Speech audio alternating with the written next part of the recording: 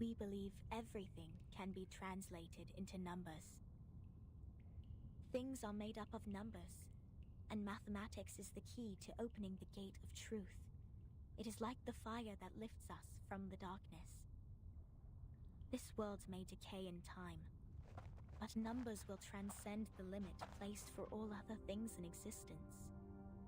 And if one can take up the challenges and improve oneself with practice, they may clear their thoughts and find out their truth.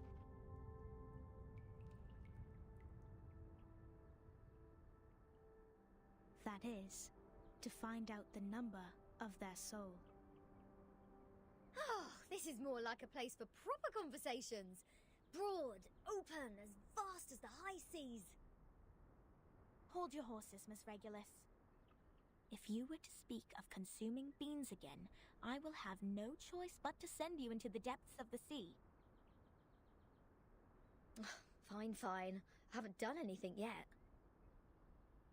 Miss Sophia, could you please repeat all the taboos on the island?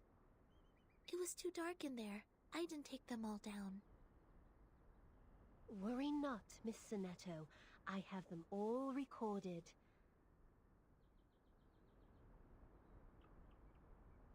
1. Abstain from beans. 2. Do not pick up what has fallen. 3. Touch not a white rooster. 4. Do not poke the fire with swords. 5. Do not jump over a crossbar. 6. Do not cut wood on a main road. 7. Do not enter the hall in new garments. Enter the hall from the right, and leave from the left. 8. Do not keep swallows around your house. 9. Do not sleep on a grave. 10. Make the bed as soon as you wake up, leaving no imprint of your body.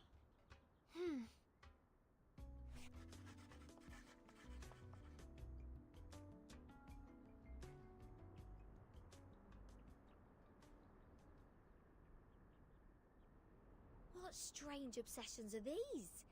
Even the police in London would be less officious. This is an archaic arcanist group we're dealing with. I assume they have their own reason for these. But what else are we going to do if we can't pick up the things on the ground? Just let it rot? Oh, this doesn't even make sense. You are indeed an irrational number.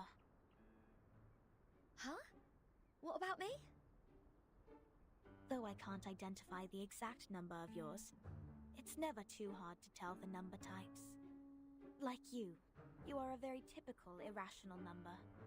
Irrational numbers are disobedient, sometimes unreasonable, and they hardly play by any rules.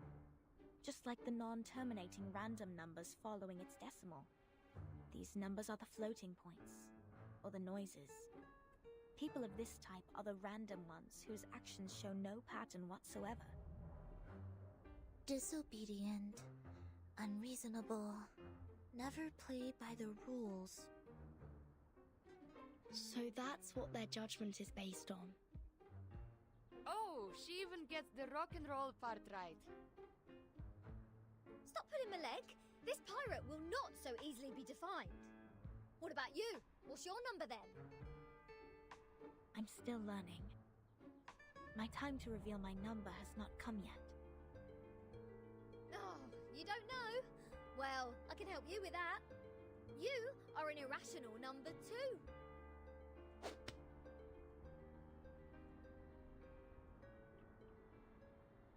Ouch! What is this? A grape? Huh. A perfect parabola.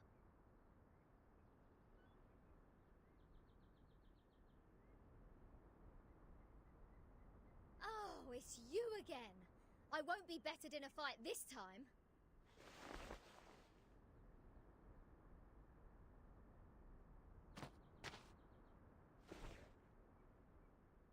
"37? Shouldn't you be off preparing for the doctrinal meeting?" 6 asked me to take care of our guests. But I'm usually the one who receives the guests. engaging with strangers might be a little difficult for you. There's no causal link in these two events. People always bother you with trifles only because you're fine with it.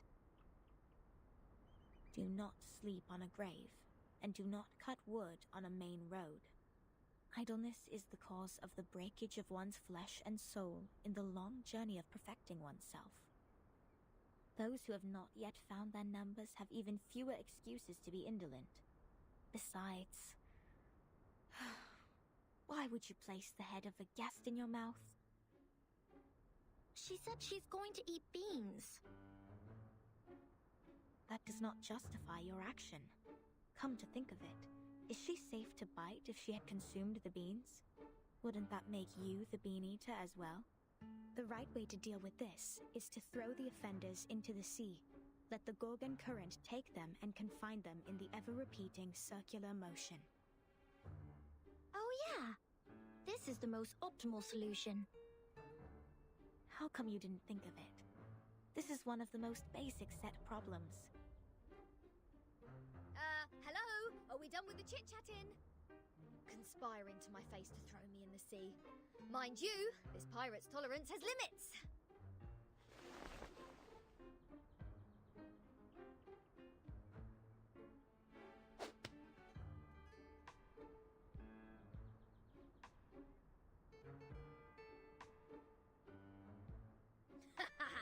Right in the bullseye. What? What's that look on your faces? An eye for an eye, a tooth for a tooth. I didn't start this. Regulus, did you just pick up the grape that 37 threw at you earlier from the ground? Did you just violate the rule of not to pick up what has fallen? What?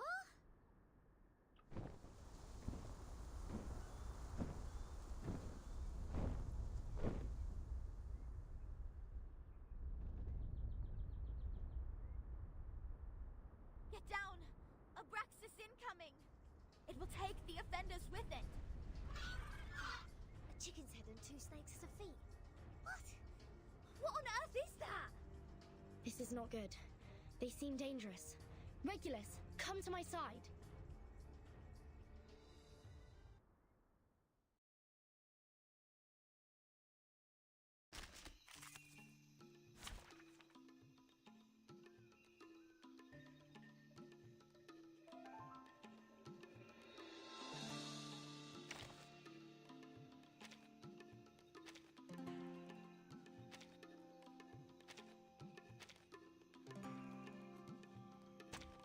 Who ate beans?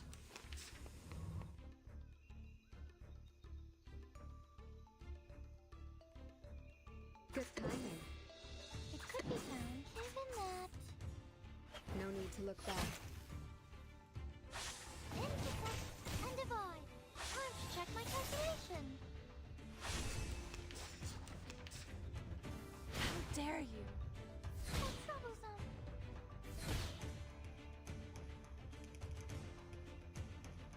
It could be found even that.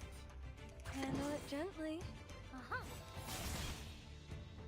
Uh-huh. A little bit hot here.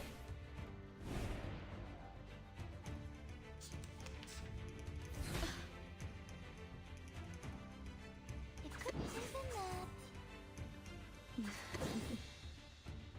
Intersect and divide. Uh-huh. Frosttooth, the armor of the forest.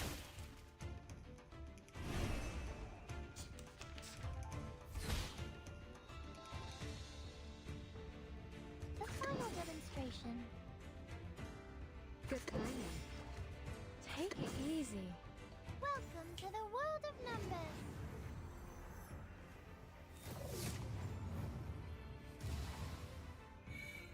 Advice from the forest.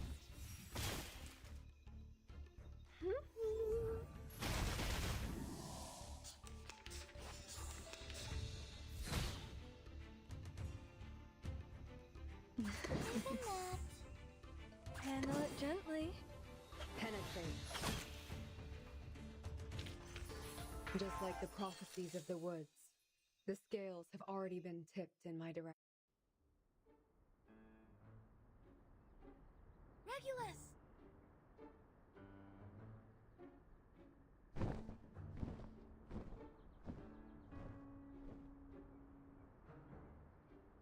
Captain! I can't leave her alone. This apple shall follow her.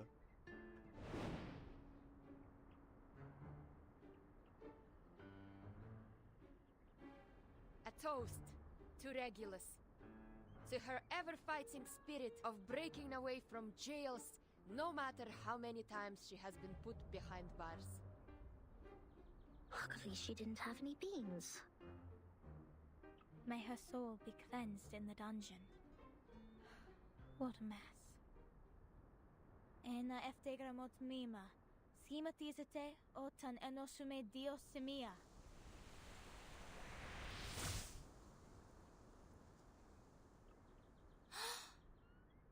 Timekeeper, did you see that? The arcane skills cast by the congregation on this island are very different from those we have seen. Mr. Apple is with Regulus. She won't be in danger for now. Let's follow Sophia.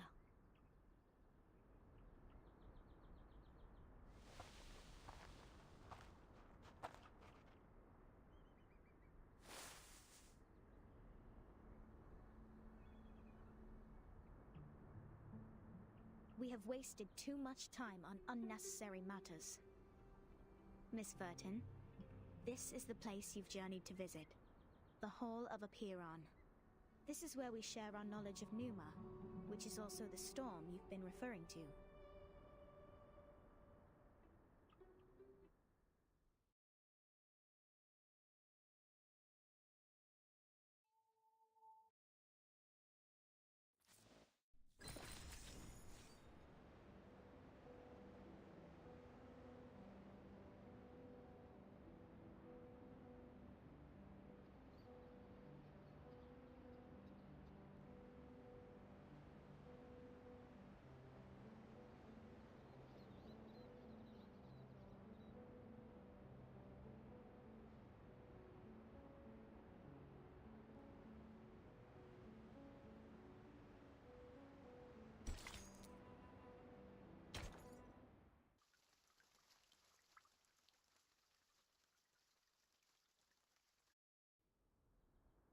Before you enter the Great Hall, please place your right palm on the stone and swear to it solemnly.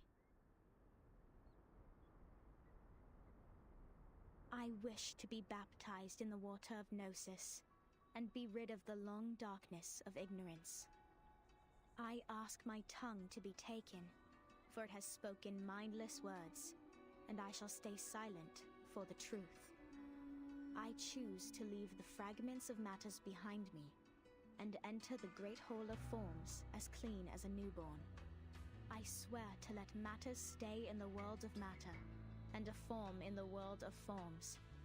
I swear to reveal no secrets, or my heart shall be taken by the vulture, my body consumed in flames, my soul trapped in the endless wheel of birth.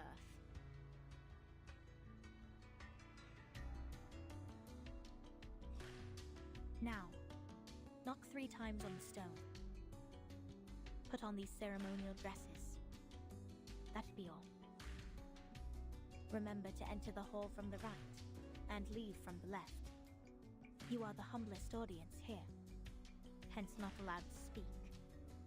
Please, stay quiet, and keep the secrets you heard at heart.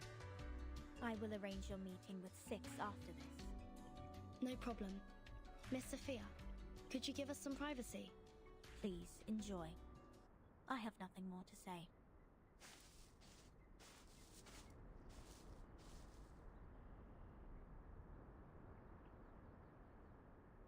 Vertin, are we really going to do this? That oath we have to make to enter the hall sounds vicious.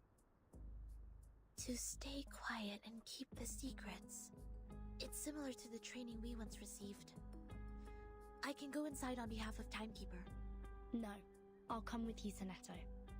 But I can't sense any sign of arcane skill on this stone. The oath is more of a formality than a curse. The warning is lifted then? But when Sophia repaired the floor in front of us with her arcane skill, there's no fluctuation of arcane power either. I can't even sense the slightest signs. It's either a kind of arcane skills we're not able to detect, or the moment we stepped onto this island, We've been trapped in a tremendous ritual. That's to say, any arcanum used on this island is only a part of this giant flow. We don't know where this flow is leading us. We know nothing about it. It's too perilous, Timekeeper. I know, Sonetto. But as long as we obey their rules, we won't get into other trouble. The doctrine of the Acheron is to live in solitude and seek nothing but the truth. In fact, they've never been aggressive towards us. I think of this differently. Think. The pure-blood arcanist community, the unknown arcanum power, and the obsession with certain knowledge or identity. Sound familiar? Yet, we haven't spotted any traces of the Manus here. Manus Vindictae is like the rat living in the gutter. I don't think they will let go such a favorable chance. Which means we need to find out the truth. I believe in Timekeeper.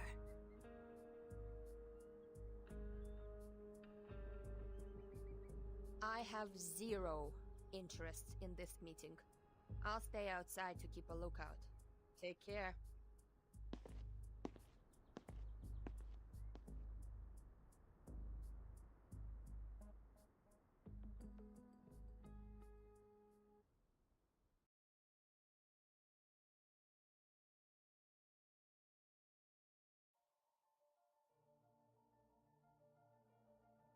I wish to be baptized in the water of Gnosis and be rid of the long darkness of ignorance. I ask my tongue to be taken, for it has spoken mindless words, and I shall stay silent for the truth. I choose to leave the fragments of matters behind me and enter the great hall of forms as clean as a newborn. I swear to let matter stay in the world of matter, and a form in the world of forms. I swear to reveal no secrets. Or my heart shall be taken by the vulture, my body consumed in flames, my soul trapped in the endless wheel of birth.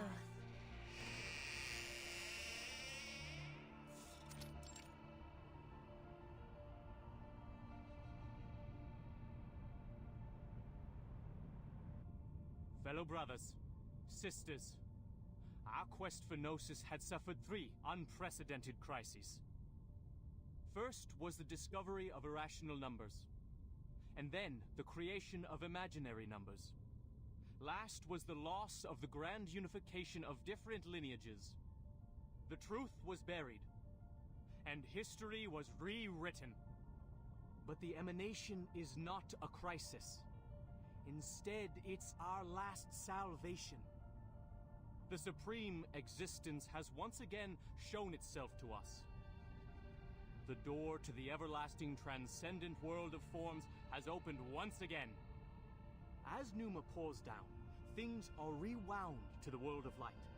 Everything in the world of matter breaks into pieces, for they are as delicate as a petal before it. We, who have the honor to witness the emanation of Numa, have the privilege to survive the turning of the Wheel of Birth.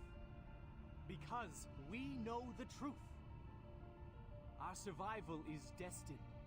It is the beginning of a mission to bring the unseen truth into this world.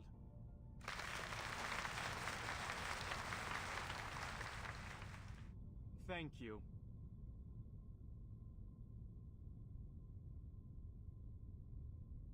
The next orator is 37, our smallest irregular prime, and the brightest star of Hermes.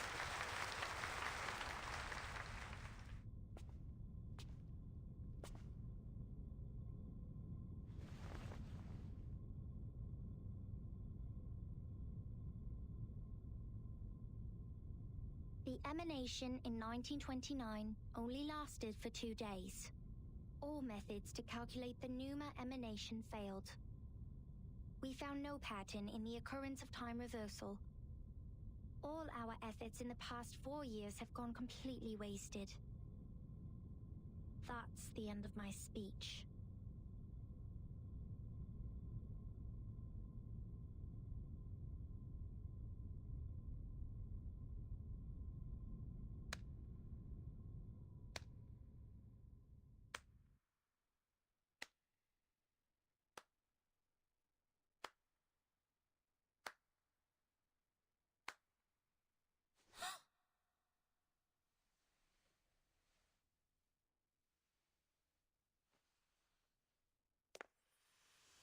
Regna sereno, intenso ed infinito. Shh. Who did that? Who broke the silence?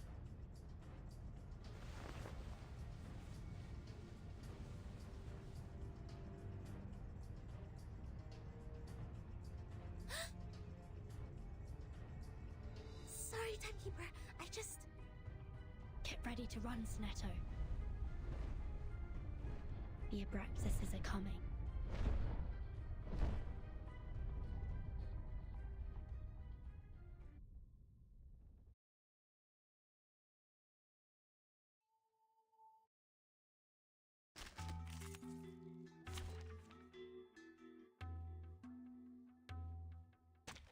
You should not make an enemy of the Earth.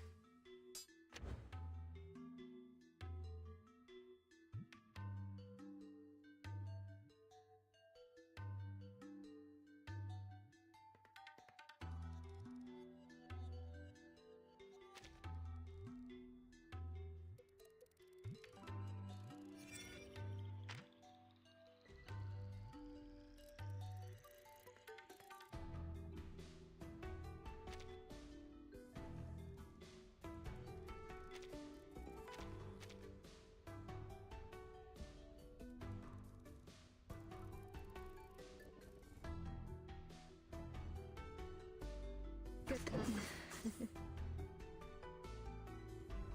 Given that... Penetrate. Advice from the forest. Intersect and divide.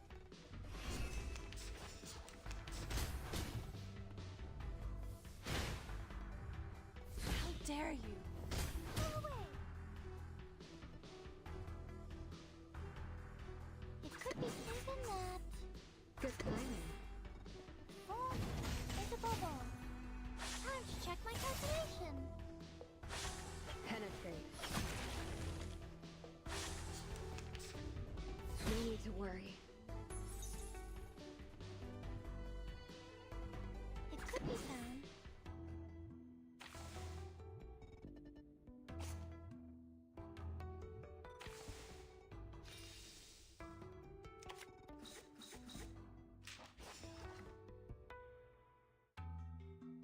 Given that... Take it easy. Handle it gently. Form is a bubble.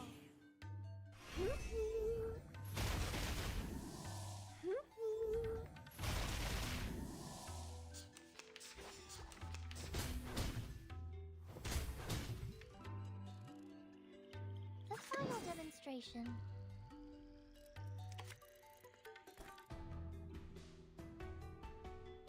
Take it easy. Welcome to the world of numbers.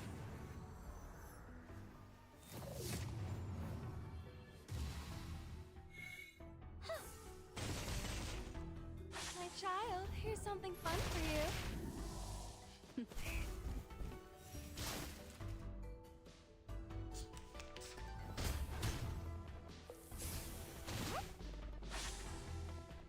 Given that... Good timing. It could be found. Form is a bubble. Just like the prophecies of the woods, the scales have already been tipped.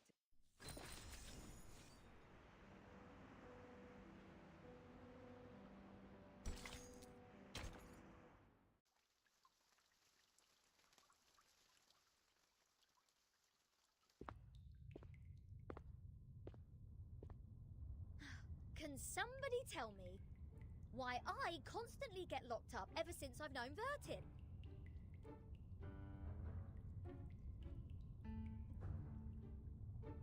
First locked up in a suitcase, then a Foundation cell, now this! Oh, what else could it be if Vertin weren't the jinx? Lads! I know what's going on! You got the wrong person! She is the most irrational number here!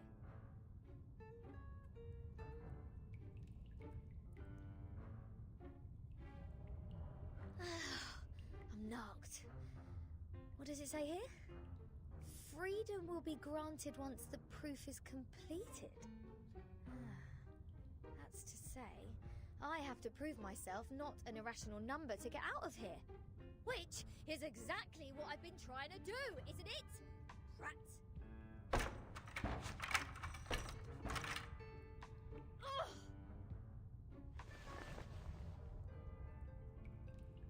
Captain, maybe you're in the wrong direction. This apple presumes that the followers on this island have a close connection with Pythagoreanism. Pythagoras? That ancient Greek mathematician? The guy who said something about the opposite side of a right triangle? Isn't he the guy who lives in sometime BC? Maths is only a part of the Pythagoreans' achievement, but from a more universal perspective, they are a mysterious group of scholars. Believing things are made up of numbers, venerating integer numbers, abstaining from beans, and the religious collective lifestyle. These are all pointing to Pythagoreanism.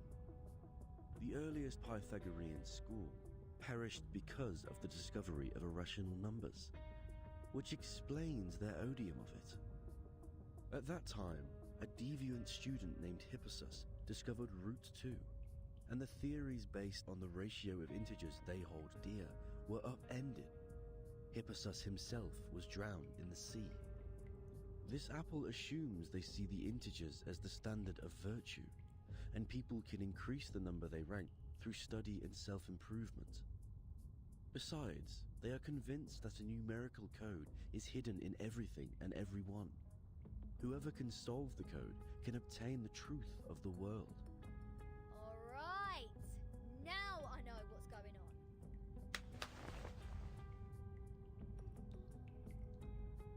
This pirate has had enough of this moral standard, which is obviously prudish, backward, and lacks humanitarian spirit. I'm going to tackle the root cause of this misfortune.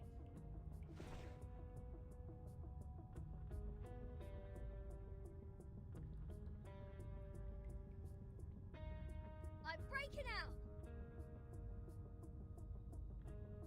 Why am I not surprised?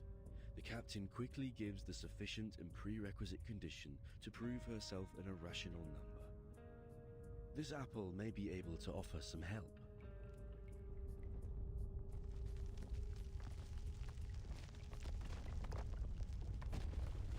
What's happening? An earthquake?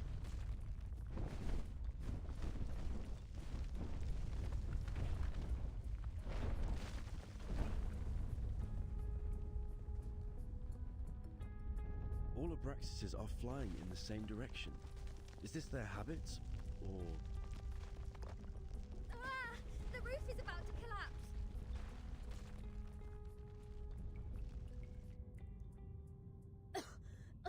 So far, this place has made the London Juvenile Detention Centre a heaven on earth.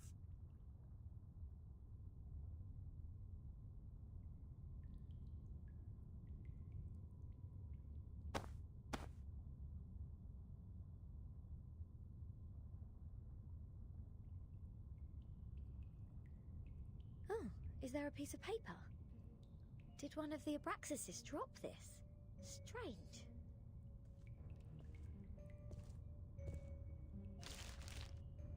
The unsolvable puzzle. Is this a math problem? 0.4, 0.7, 1, 1.6, 2.8, 5.2, 10, and 19.6. 8 numbers in total are listed in this order. There are 8 symbols below, respectively representing the sun, Mercury, Venus, Earth, Mars, Jupiter, Saturn, and Uranus. Maybe it is a hint that we should fill the symbols in the blank box after the numbers. That sign says to complete the proof. Does it mean to solve this puzzle? Ha! How unsolvable can it be? Clearly, each of these 8 numbers should represent one planet. We can easily find the missing planet by trying them one by one. And our Mr. Apple here is the king of the Times crossword. Yes? I think there is a difference between this and a crossword.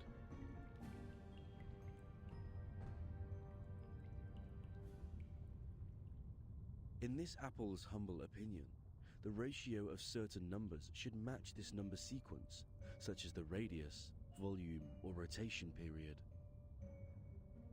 Wouldn't the sun be absurdly large if these numbers stand for their sizes?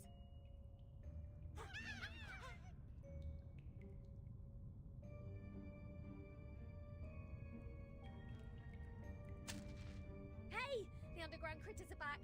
Go away! Don't touch my notes! It's not your food!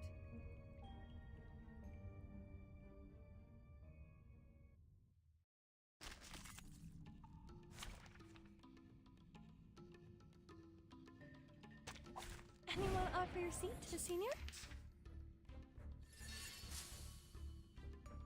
Given it could be found, given that... Intersect and divide. Are you irrational numbers? Uh-huh.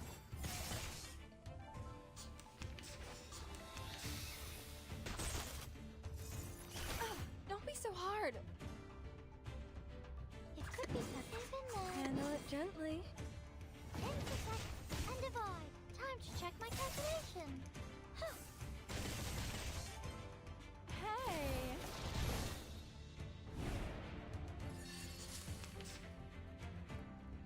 The final given that it could be found. Welcome to the world of numbers.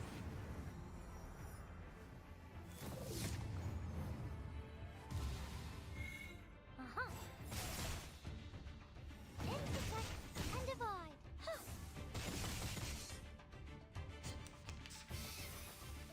Rational.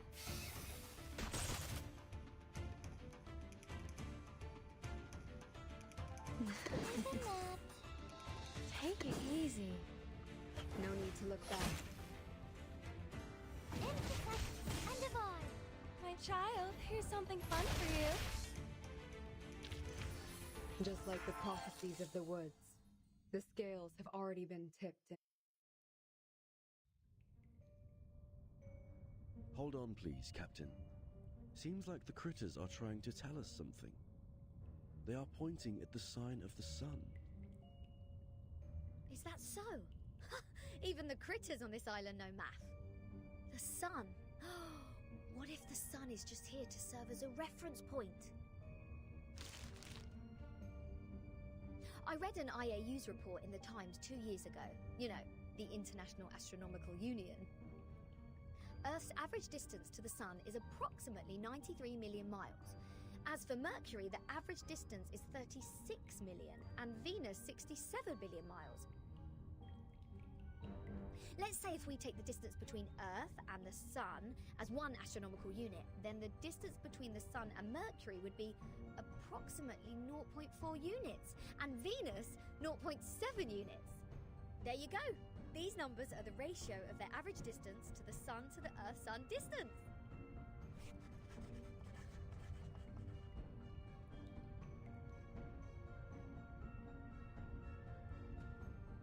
The average distance from Mars to the Sun is about 142 million miles. Jupiter about 484 million miles. Saturn 886 million miles, and Uranus 1.786 billion miles. By rough calculation, and if we round the results to one decimal place, Mars would be 1.6 unit, Jupiter 5.2 unit, Saturn 10 unit, and Uranus 19.6 unit. That's weird. All these numbers one can hardly remember have become so clear in my mind. But if these numbers stand for the ratio of distance, what's the planet for 2.8? There's no planet between Mars and Jupiter. If the sun is the reference, we will have one planet missing here. Is it really a puzzle unsolvable? Aha! Nothing is unsolvable. You are looking at the solution. There must be one planet out there, unknown to us as of yet, located between Mars and Jupiter.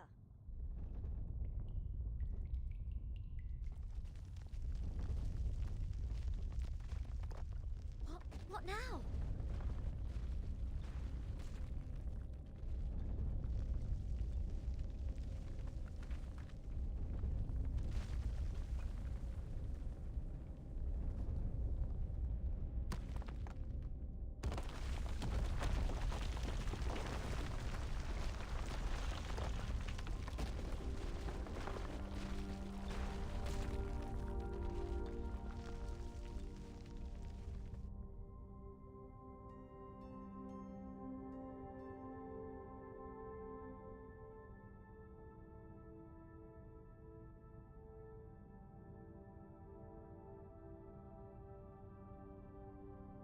What is this? A celestial body, which I have never seen before. Captain, this apple has an impression on this. There is indeed a star between Mars and Jupiter. It is called the Ceres, discovered by Piazzi Giuseppe, an Italian priest in 1801. Ceres? Did we just validate its existence? Is the universe truly arranged according to this sequence? Could this be the ultimate key of everything? Regulus! Regulus!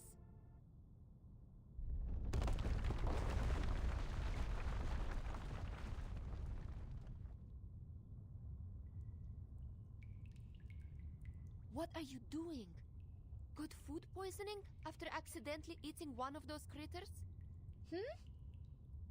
Odd. My head hurts. What was that?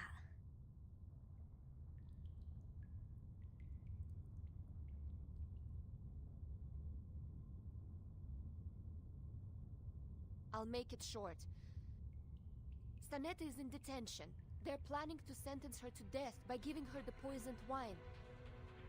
They what?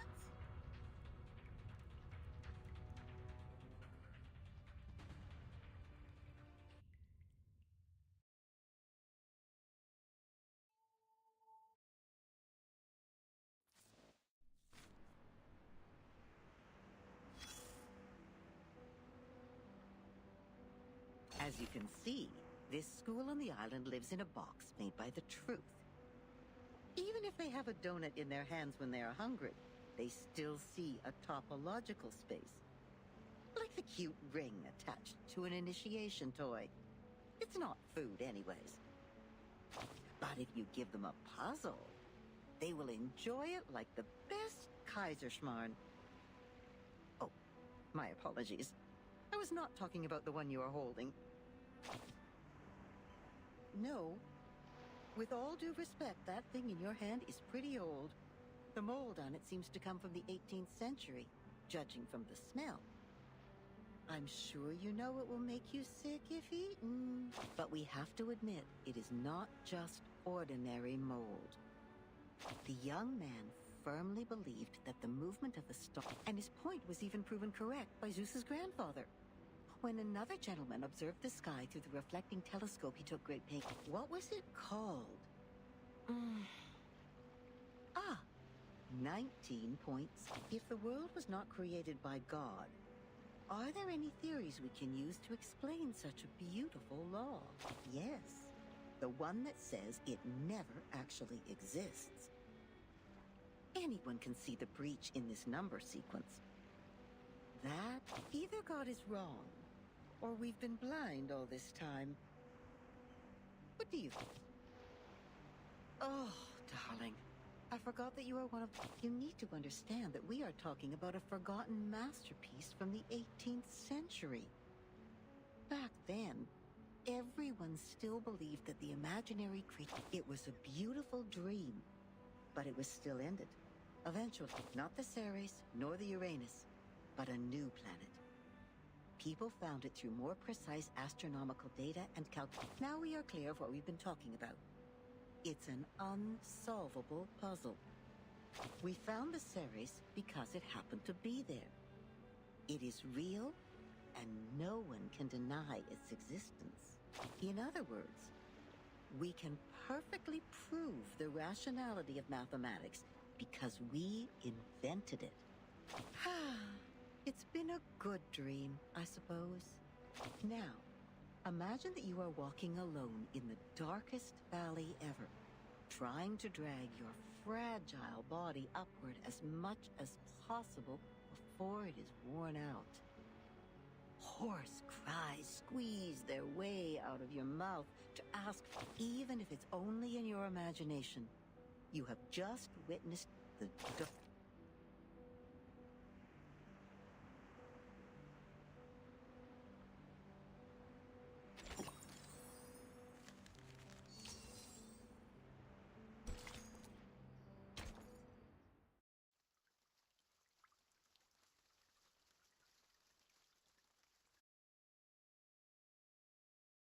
An old admonition is engraved here. Let no one ignorant of geometry or the irrational numbers enter. 37 told me you are the integers. She's the genius kissed by the god of truth.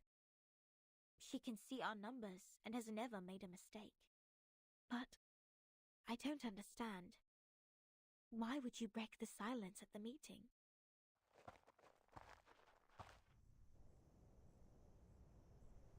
I apologize, Miss Sophia. I won't defend our behavior. You may save that apology for later. If you can persuade more than half of the people to vote for your friend's commutation, perhaps she won't be sentenced to death.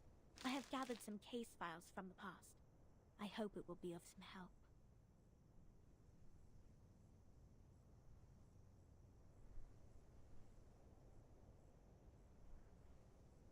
These files are... But won't you be in trouble for helping us? I have my own reasons.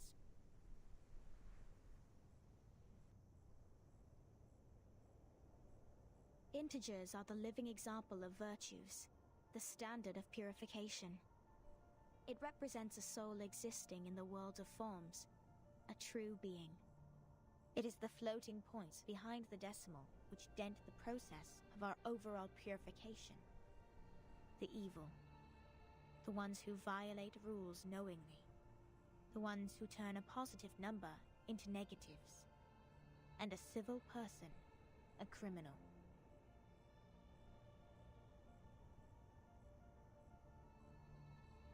If integers like you would lose your life over some unintentional mistakes, wouldn't it be a great shame?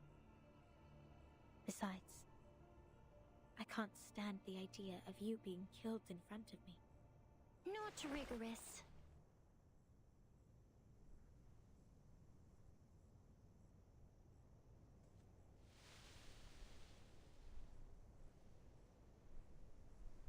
For one thing, we still don't know Vertin and Sonetto's numbers. For another, the fact that every crow we've seen is black doesn't necessarily entail that the next crow will also be black.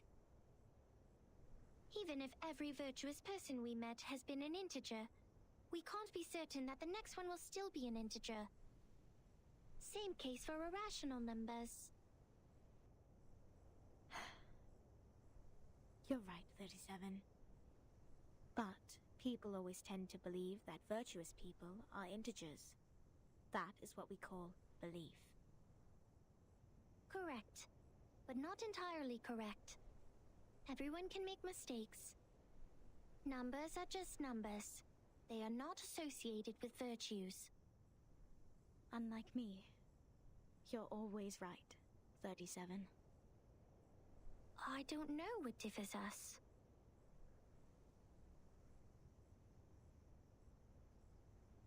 Will you be at the assembly? Yes. Then I will leave them with you. I'm not qualified to set foot in the Hall of Truth. I have done poorly in receiving the guests. I will ask Six for my punishment after the assembly. Huh? So you are not coming back to my laboratory? Neither will you help me review the calculation results or sort out the books? The scripture shall not be challenged. What's more, any students here can help you in the laboratory. It doesn't have to be me.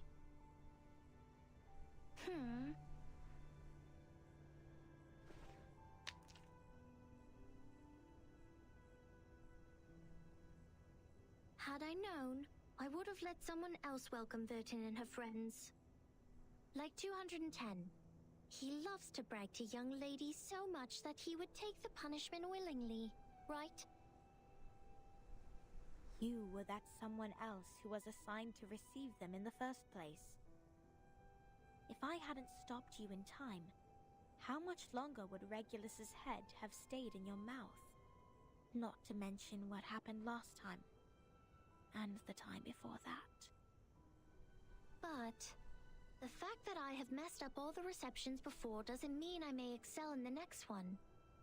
The chances of messing up the first reception and the 100th reception are the same. Whatever you say, you little sophist.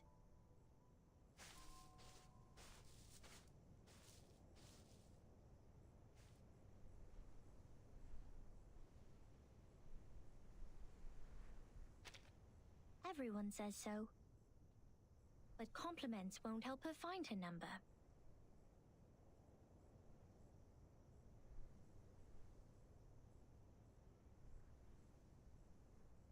So, Vertin, are you ready for the debate? Does that mean you will help us? Of course. I don't want to miss the chance. What chance? The chance to see your numbers. There's no greater knowledge than the knowledge of oneself. And there's no more exciting truth than the truth of oneself. I can quickly tell which types of numbers you are, but it requires proof to know the exact number of your soul. I want to know the answer before you see your own numbers. So it's 37 who proves it, not Vertin. I'd be glad to give this chance to you.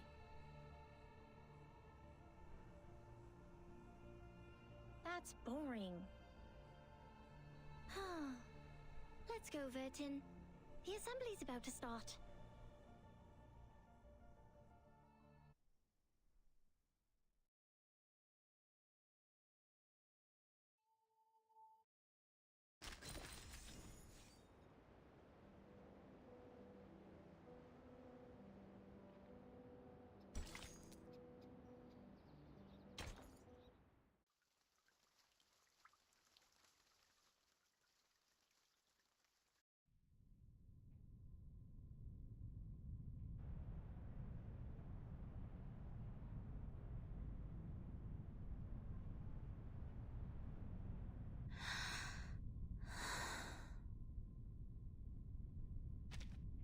Don't worry, Timekeeper. I'll defend myself.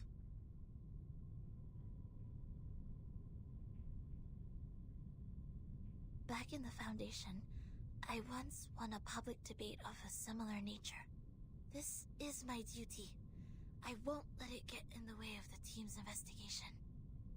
Sonetto.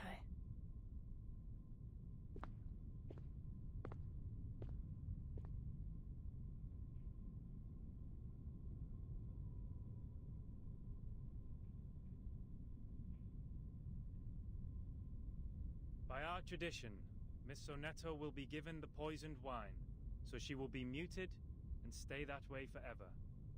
However, Sophia raised her objection against the decision. After giving the matter some discreet thought, I have decided it is necessary to hold an assembly and take care of it democratically. Those of you who agree to the death sentence may remain seated. Those of you who wish to commute Miss Sonetto's punishment, please put your pebble into the pot in the middle of the hall.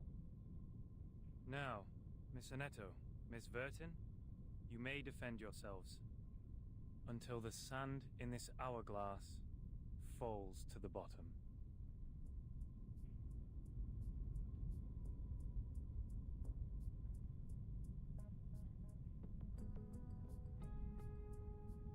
I am Sinetto from St. Pavlov Foundation. I wish all the honorable audiences here would lend me their ears to hear my defense as a humanitarian gesture. What number are you?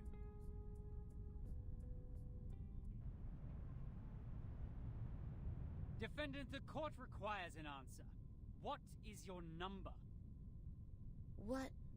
Me? No, I don't have a number. Don't waste our time. People without a number cannot stand in the Hall of Truth. All her words are void. Sentence her to death now!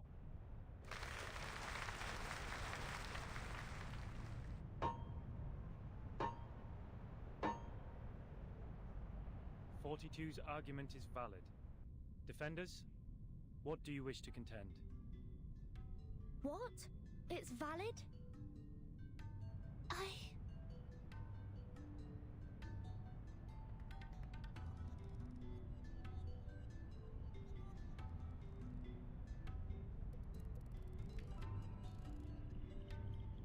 Objection!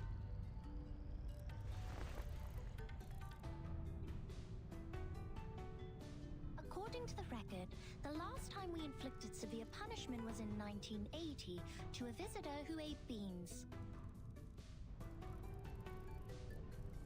He ate a carbuncle that feeds on beans. Then he was sentenced to death according to the said theory. In our scripture, eating beans is the most evil sin, which undoubtedly fits the most severe punishment. But if we are now executing people for breaking the silence at the assembly, how would it reflect our attitude towards the consumption of beans? Has the latter become less sinful? I suggest Sinetto's punishment to be commuted.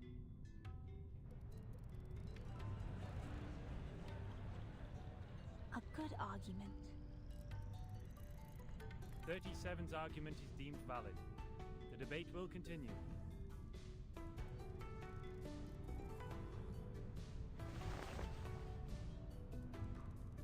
Objection.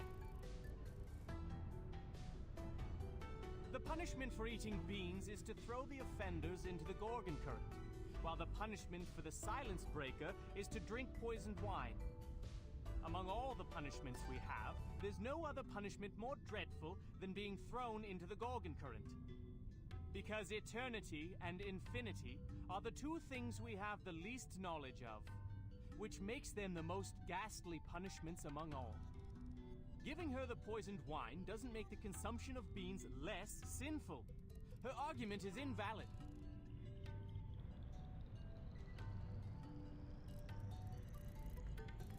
Objection!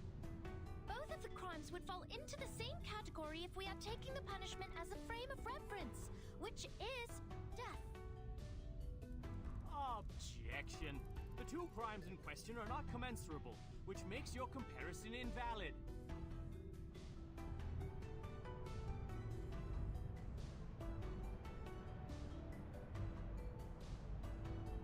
What's this? I'm completely lost in this irrational debate. I see. So that's how it works. Timekeeper? Relax. I will help you.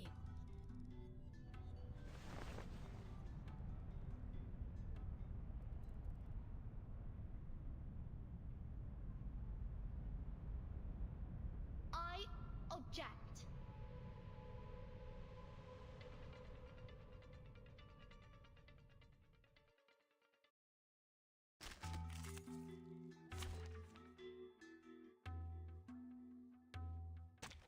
Anyone offer your seat to the senior? I'd like to start by quoting 42's first argument. People without a number cannot stand in the Hall of Truth. In that case, it's not possible for Sinetto to commit a crime in the Hall of Truth. Because she can't even be in the hall. What? Good point. point, Vertin. This is our chance to out-argue them. Hannah, take it easy. Flying handbag for only 3,000 favorite aunties. How dare you? Handle it gently. Take it easy. Flying handbag for only 3,000 favorite aunties. These are merely clumsy sophists. We've all seen her break the maxim. Objection! What you see cannot be submitted to the court as a transcendental fact. It's nothing but the fragments of the phenomenal world which can't be used in your argument. Objection sustained. Please, ladies and gentlemen, keep the debate logically consistent. Since Senato has no number, and a person without a number does not exist before the truth, Senato thus didn't offend your truth. She didn't break any rules.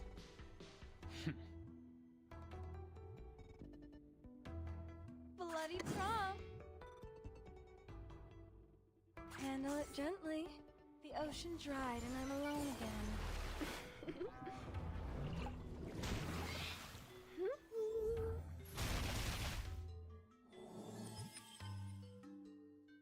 Objection!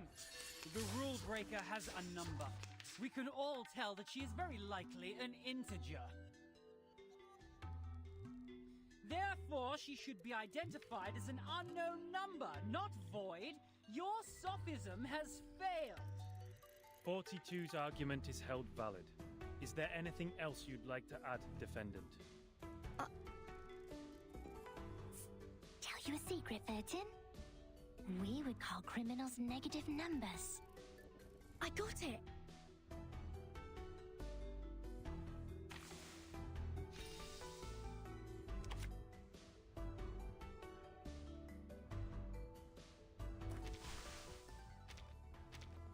Anyone offer your seat to the senior? I'd like to start by quoting 4 people without in... What? Good point, Vin. Shoot, if I could have one more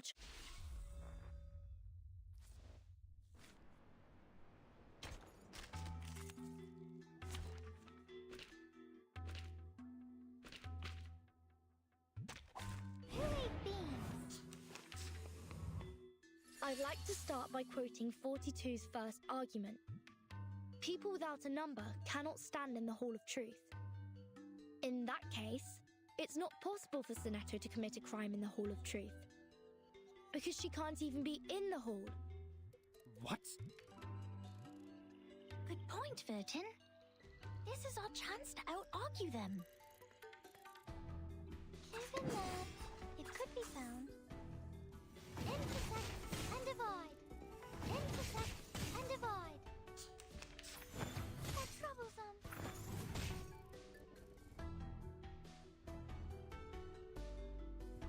Given that...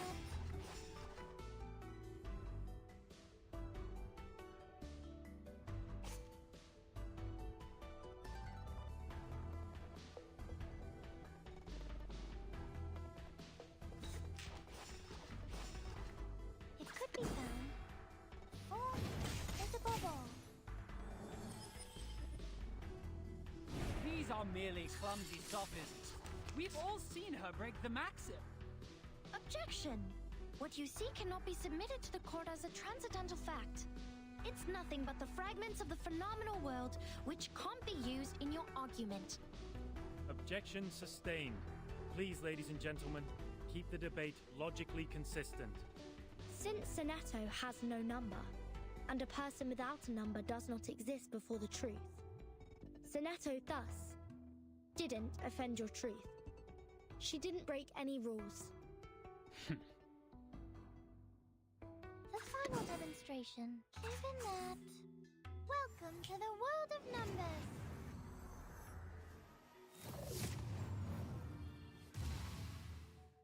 Huh. Form is above all. Objection! The rule breaker has a number. We can all tell that she is very likely an integer. Therefore, she should be identified as an unknown number, not void. Your sophism has failed. 42's argument is held valid. Is there anything else you'd like to add, defendant? Tell you a secret, 13?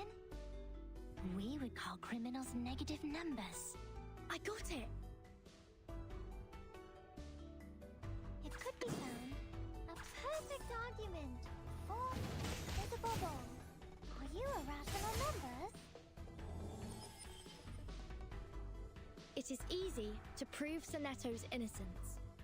According to the law of the excluded middle, Sonetto either committed a sin or committed no sin. The two statements cannot be both false at the same time. Since we consider a criminal as a negative number, and a non-criminal as a positive number, Sonetto at present is considered an unknown number. That means she doesn't belong to the criminal set, or the non-criminal set. She did not commit a sin, and did not commit no sin. It's a paradox. I hereby demand to modify the criminal sentence that has been given to Sonetto. Just like the prophecies of the woods, the scales have already been tipped in my direction.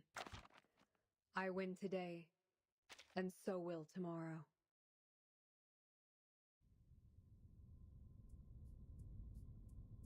The law of excluded middle. A good sophism. Good for you to create a paradox from one sentence of my argument. But pitifully, you've made a fatal mistake. You've taken my argument as the basis of your defense. I said people without a number should be expelled from the Hall of Truth. You don't have a number either, Miss Outsider. Based on my argument, which has also been approved by you, I argue that all your arguments are invalid. There's no time left. 13 has a number. I saw it. What? 37, do you know what you're saying? Yeah. I read her number just now. 13's number is 0.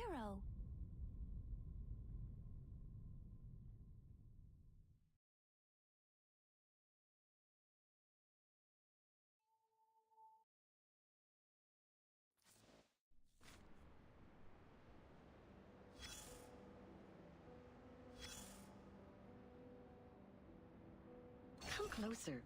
That's right. Take a few more steps and immerse yourself in the shadow. That pad of paper from the miss? Yes, the one wielding the ruler is quite valuable. I can tell. One visitor to the island took out a baguette from his luggage. To share it with others, he made an attempt to parcel it off. Another visitor fell to the... You can learn the punishments for them from the paper. The former was thrown into the sea, while the latter into the further sea. Only God knows how this wine-dark sea holds so many visitors. Oh, the debate! That's really a pain in the neck for that logical, pragmatic assistant of yours, isn't it? But it won't change the fact that the debate is only a game involving sophistry, improvisation, and straw man. Anyways, whoever fools the others first will win the game. No arcade. And that argument of hers is the best attraction for the audience. A special number. A 0.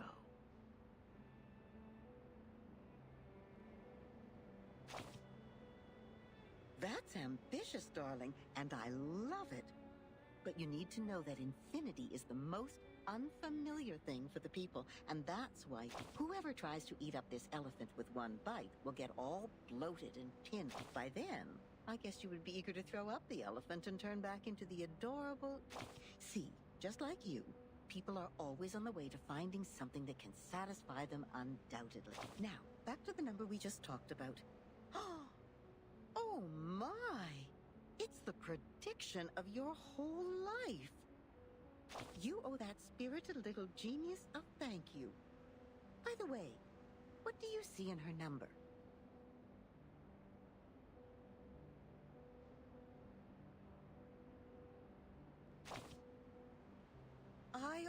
always know you're a quick learner. You're very... That's right. 37 is only 37. A nice unique prime number which equals the word genius. At least everyone prefers to think this way. Why not deify the one that is able to reach the truth when you have the chip? I guess you also did that, right, darling? It's okay. She never says no. What a good child.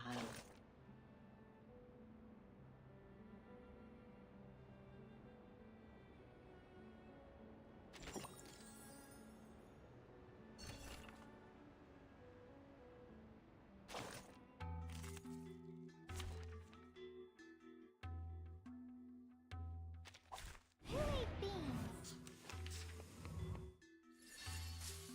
Given that it could be found, intersect and divide. Intersect and divide. That's troublesome.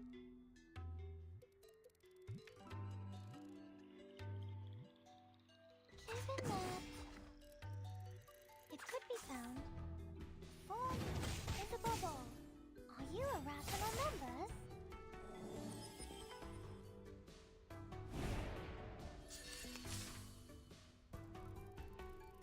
The final perfect argument. Welcome to the world of numbers.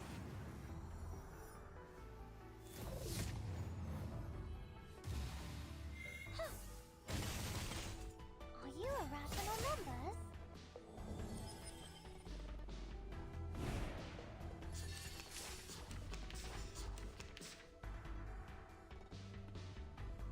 Given that it could be found, form is above all. Form is above all.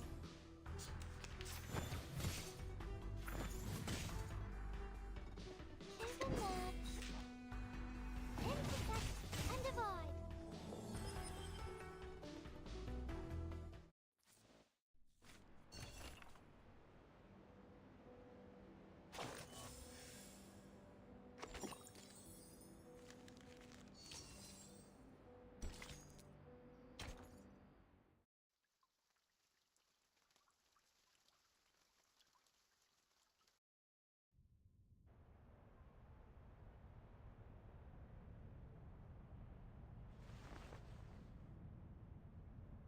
"37. You just said Vertin's number is 0. Do you know what it means? Very clearly. Would you be able to submit proof to Apeiron? No problem. Half of you in this hall have put in the pebbles. If 37's argument is found to be true, every argument Vertin has spoken in Sonetto's defense will be deemed valid. Sonetto will be exempt from the punishment. I will announce the result once 37's proof has been validated by Apeiron. Thank you for your time.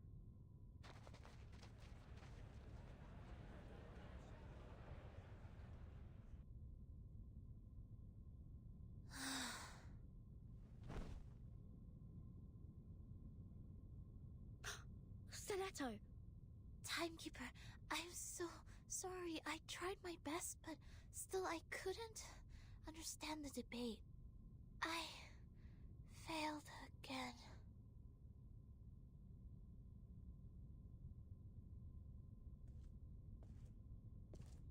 What happened to her? Come here, little girl. We need to move her outside.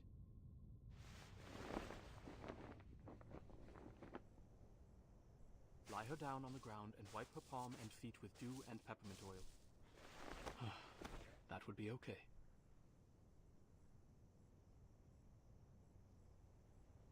Thank you. You're welcome. The distinguished number 0.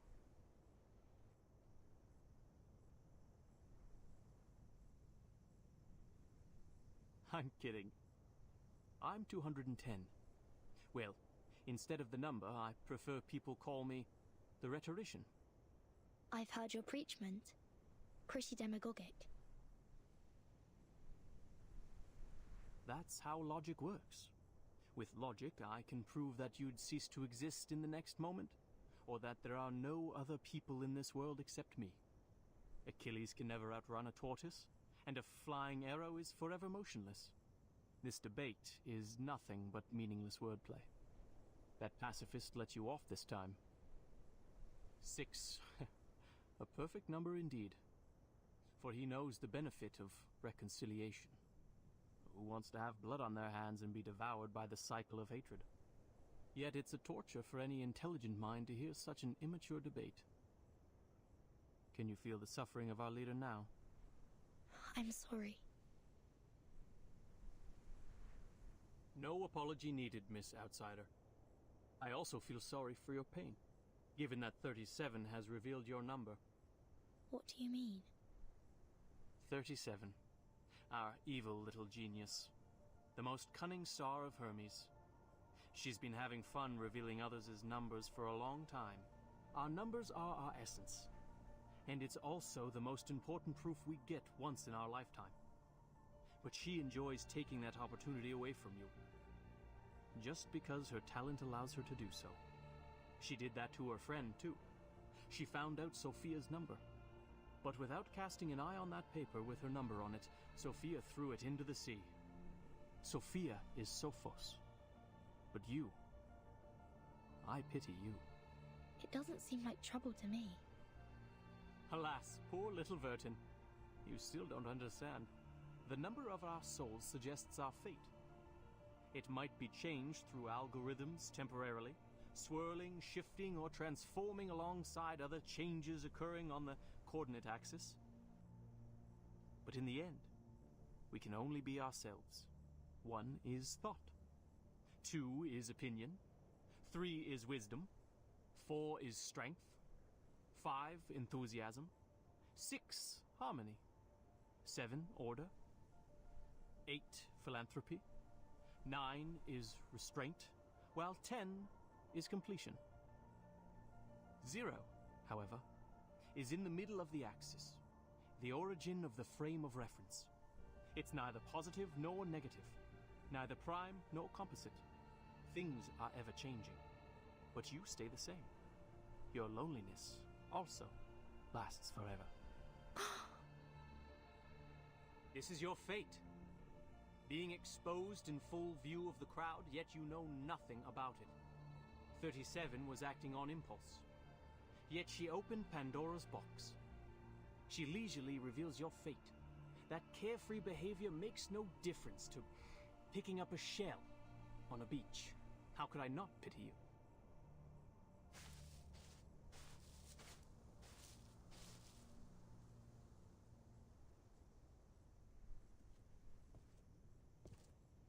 Miss Vertin. 37's proof has passed the review. Your friend will now be exempt from the punishment for violating the rules. However, she has to take some catch-up lessons on the scripture. Please, meet me at the hall tomorrow at noon. I would have words with you.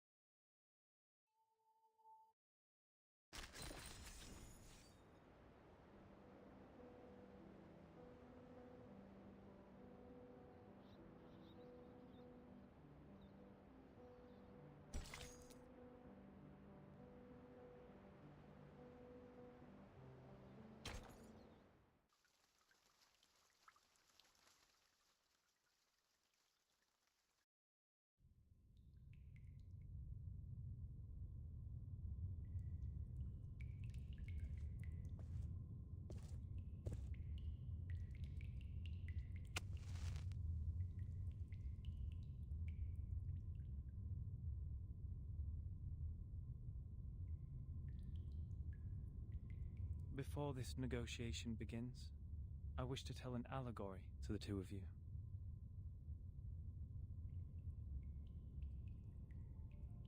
A group of people were imprisoned in a cave. Behind them, there was a fire. Before them was a tall, solid wall. Their legs and necks were chained and fixed, so they were constrained to look nowhere but to gaze at the wall in front of them. When they dropped their eyes, they saw their own body. When they looked up, the flickering light of the fire fell over them, and they only saw the shadows of what was passing behind them. No one had lived one day outside the cave. The shadows cast on the wall all there was to be perceived as reality. They had no knowledge of the real world. One day, one of them escaped from the cave, walked into the light, and saw the true world with his own eyes for the first time. Everything he saw or felt in the cave was nothing more than a mere shadow of the object's true form.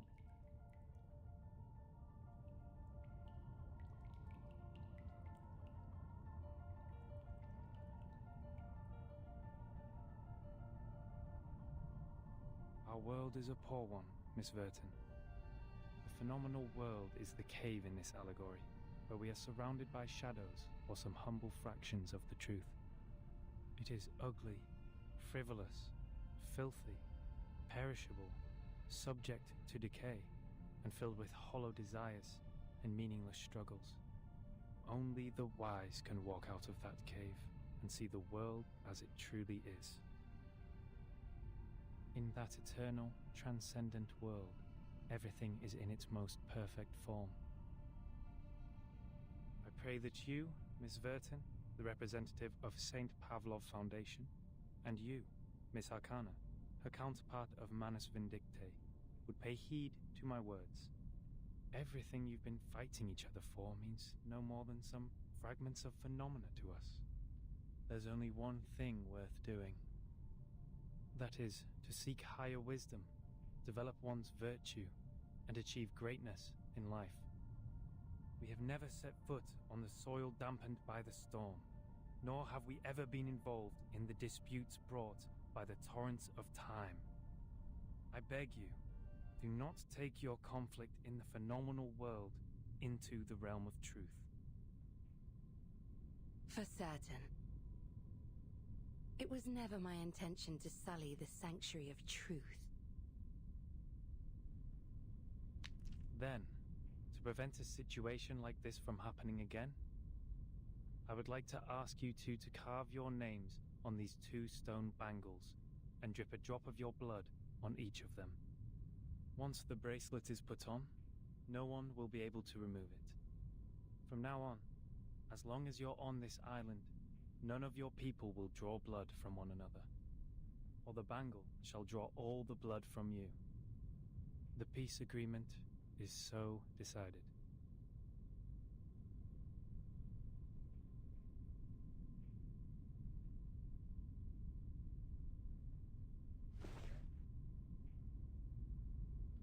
I appreciate that. I'll sign it.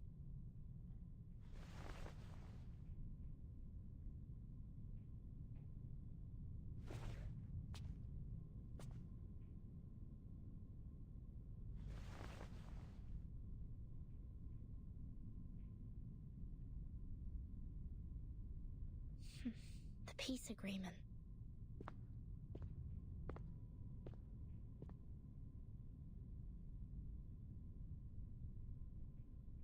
Lady Vertin, we meet again.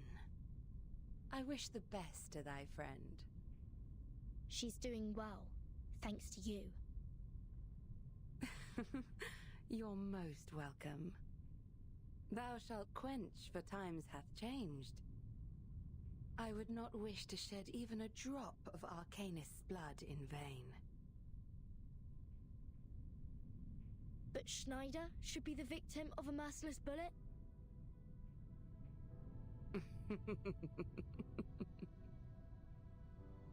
Vertin, my pitiful child.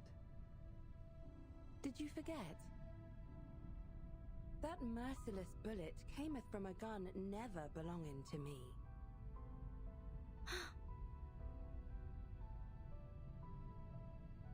What's Manus Vindictae's purpose to be here? Hearken the archaic wisdom. Just as thou doest.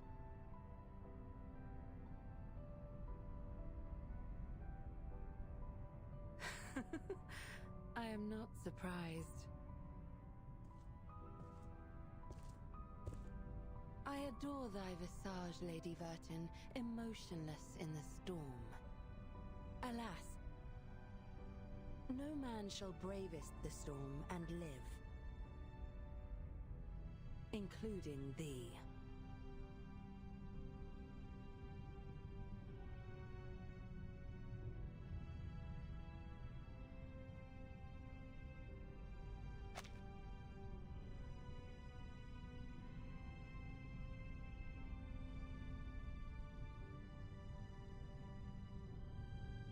A wooden box in the Elitiao's base has my name on it. Was that your doing? Sadly, it wasn't. I hope thee findeth the answer satisfactory.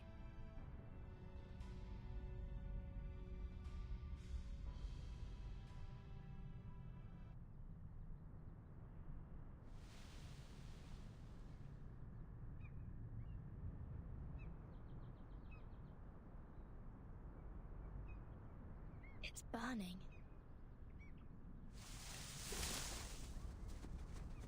Is that Miss Arcana? Miss Arcana, please, don't go! Save us! And save Aunt!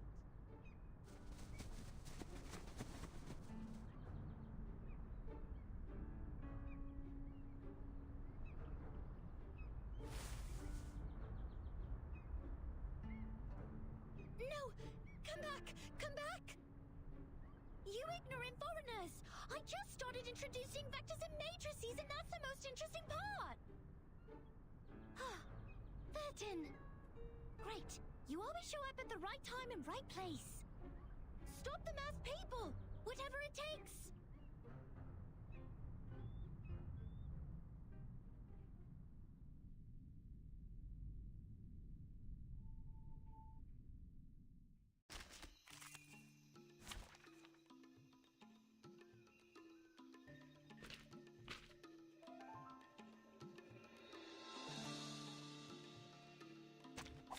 Anyone offer your seat to Senior?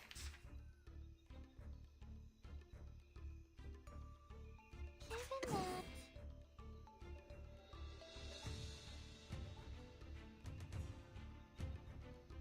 Good timing.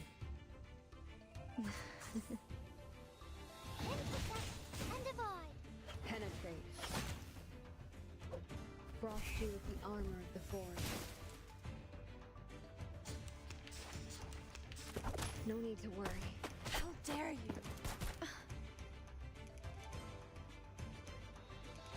Good.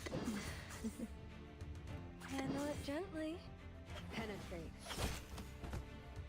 Advice from the forest. Flying handbag for only 3,000 favorite aunties. How troublesome! How dare you? The reticent woods are watching you.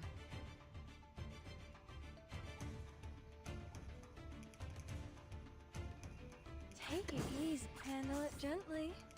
I weave the gown with thorns. You shall repay with sacrifice of wounds. Try for free. Try for free.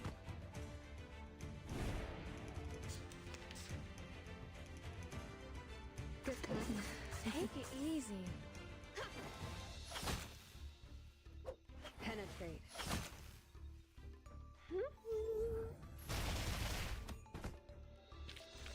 Victory? Okay, but what does it mean to us? I mean, what does it prove?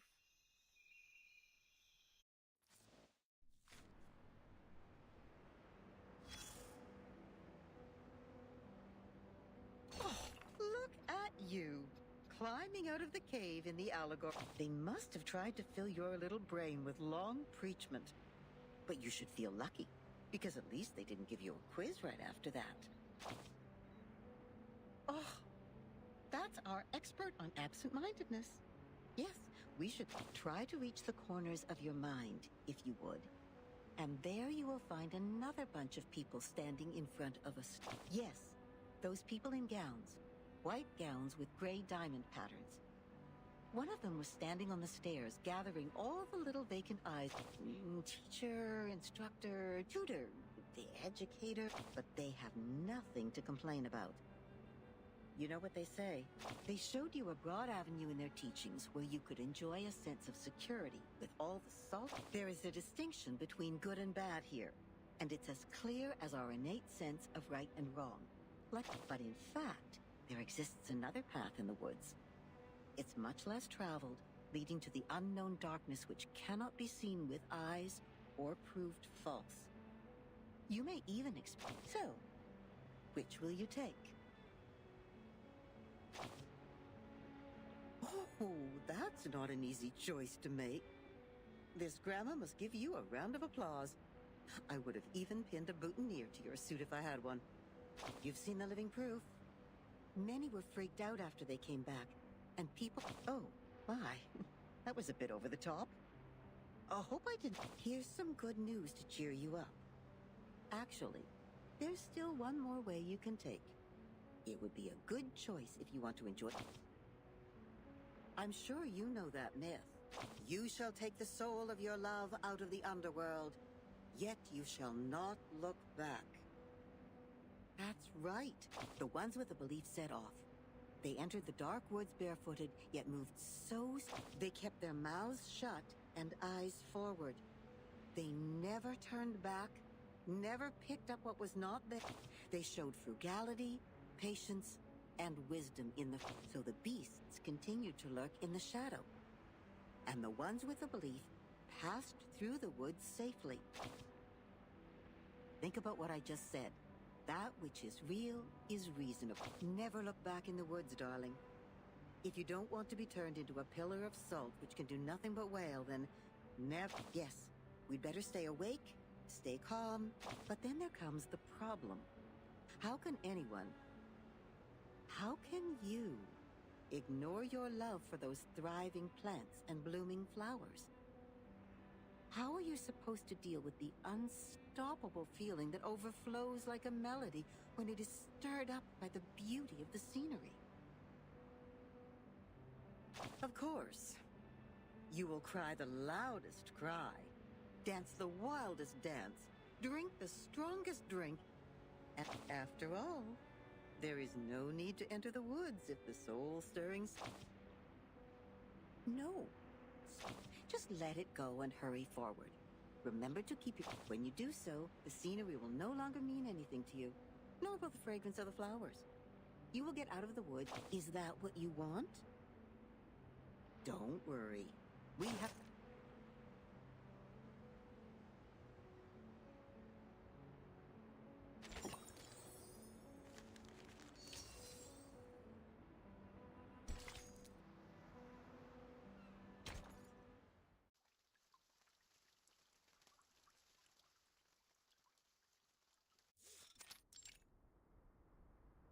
Congratulations, Miss Sonetto. You are the fastest learner of our doctrine among all the visitors in the past half-century. On behalf of all orators, I award you this laurel wreath. No, I wouldn't have achieved this without your guidance. Those mathematics statements are really inspiring. I've learned a lot. But there's still something confusing me, such as Pythagoras and his golden thigh, his memory of the previous lifetimes as the son of Hermes, and the transmigration for every 216 years. Could you please tell me more about these?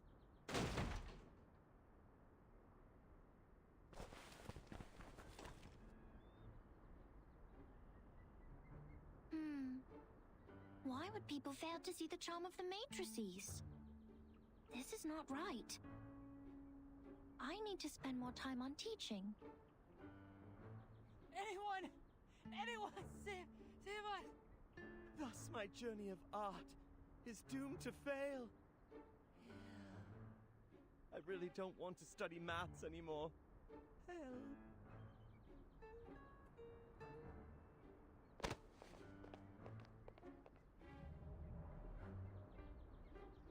Timekeeper, you are here. I heard that you completed all the lessons on the scripture. This laurel wreath suits you well.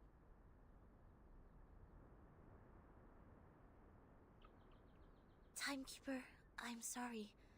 At the assembly, I failed to understand the Arcanist's logic. It was totally different to the debates I have participated in. But now I have... That was not your fault, Sonetto. It is now behind us. I need to tell you something more important. I've signed a peace agreement with Arcana, and the price of breaking it is... death. What?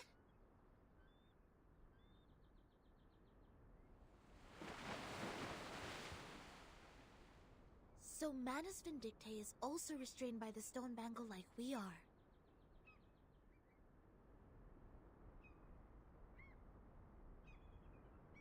Yes.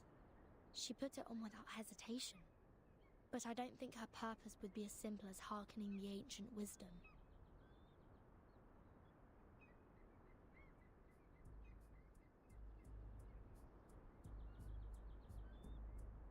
I attacked Manus' followers earlier as 37 asked me to.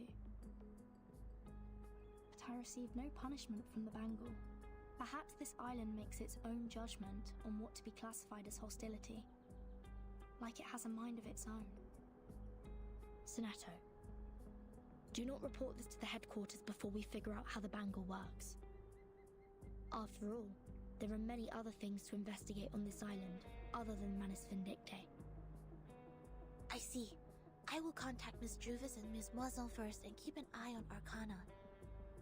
Timekeeper, this island, the Manus' mask, and your suitcase are all immune to the storm. Does this mean we could collect more asymmetrical nuclide R samples? I tried to collect some samples last night in the outer region of the island. But the detecting device showed nothing. If we were to find out more, we have to go to the center area. What are you conspiring now? Do not poke the fire with swords, and do not jump over a crossbar. The assembly will not be held every time when there's a crime. Please take heed of my warning, and do not overstep the line. Learn a lesson from them.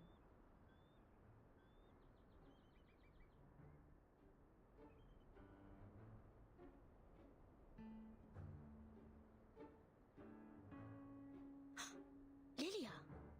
Didn't you say you have Regulus with you safely? Apologies, Vertin. I was going to rescue Sonetto through a very creative underground tunnel. But things didn't quite go as planned.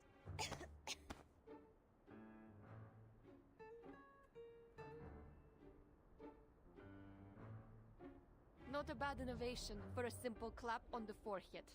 If only you didn't miscalculate the location of the explosion.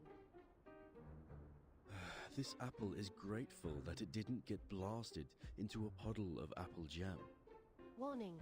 Shell cleaning required. Warning. I don't know why, but when I was in that cave, ideas kept flooding into my head. Though, judging by the outcome, they weren't all good ideas.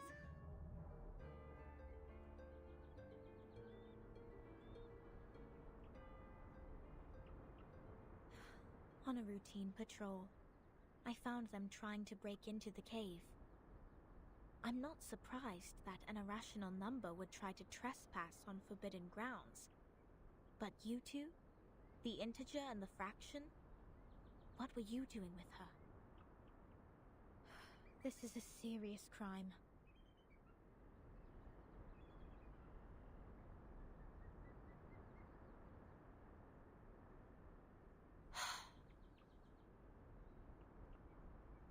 Do we have to go through this debate again? It's okay, Timekeeper. I will defend Regulus. I've thoroughly studied the scripture, and this time I'm sure I can do better. Forget it.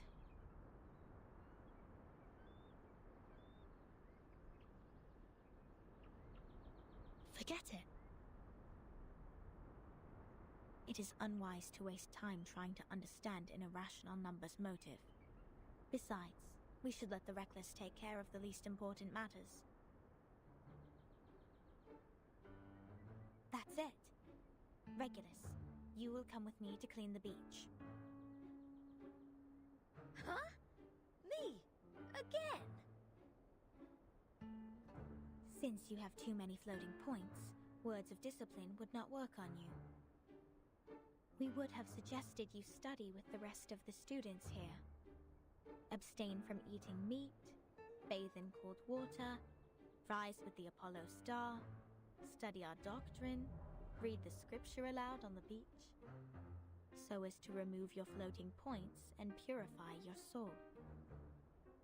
What? I won't do any of that. But taking your peculiar character into consideration,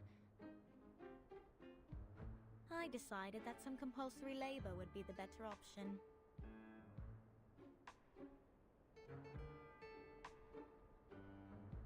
Oh, that's the best news of the day. I'd rather clean up the rubbish on the beach than be surrounded by people giving sermons all the time. At least the rubbish doesn't talk gibberish. I'd be dead if you didn't change your mind. Regulus, studying the scripture is not that scary. They will teach you and guide you until you take full command. Just like taking lessons at school. Huh? Is that what schools are like? Haven't you been to a school, Regulus?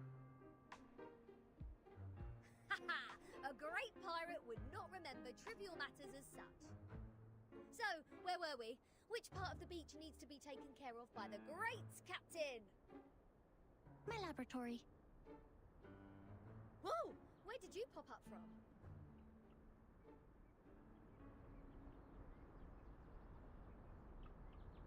"37. Aren't you supposed to preach to the visitors?" I've seen their numbers. A group of negative repeating infinite decimals. They will achieve nothing but to repeatedly step in the river of mistakes. I gave up on them. Fine. Those of you who are complicit in breaking into the cave will also be sent to labor. Sonetto and Lilia will come with me to patrol. Regulus, you can go clean the lab. As for Vertin, you will assist 37 with her study of the emanation. Don't waste more time on the trivial matters of the phenomenal world. Integers.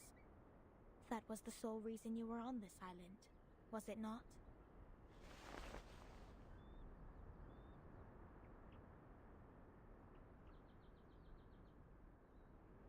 Don't let down your guard. The arcanists on this island are not as easy to deal with as you imagined. Down in the cave, I heard some pretty alluring and intriguing anecdotes. Miss Lilia, this way. You will cover this area. Stay on the radio.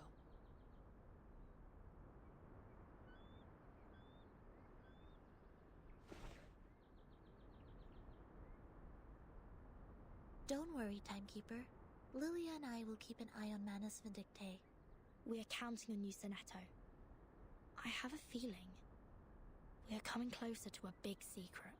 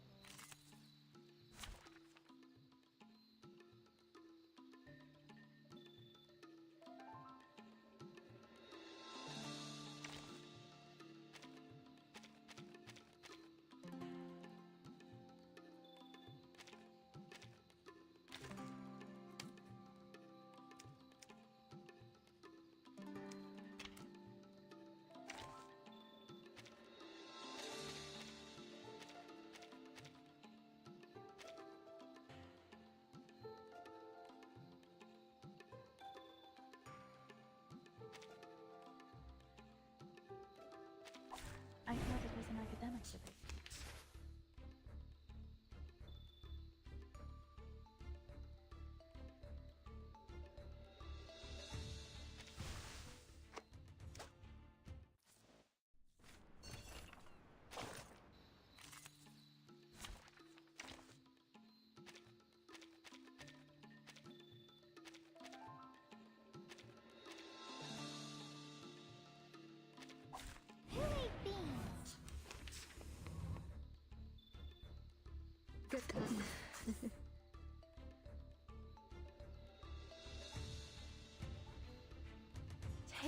easy. No need to look back. Frost you with the armor of the forest. Try for free. Try for free. Ugh, don't be so hard. Handle it, take it easy. Isn't that? Flying handbag for only 3,000 Serpentantes. Intersect and divide.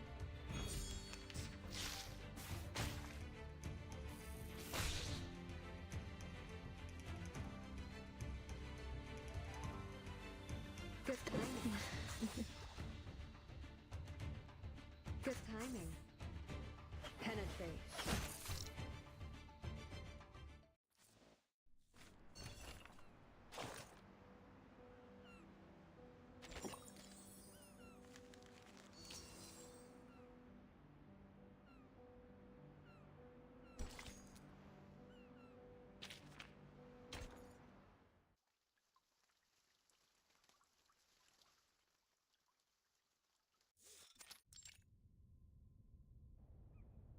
What? What am I looking at? So your so-called sacred project is this gigantic IDM computer?